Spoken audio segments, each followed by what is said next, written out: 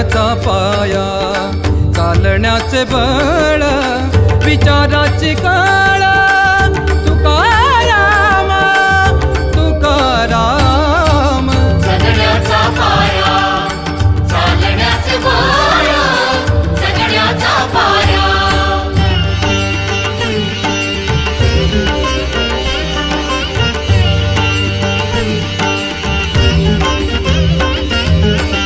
शब्दांचे इमान, अक्षरांचे रान, शब्दांचे इमान, अक्षरांचे रान, अभंगाचे पान.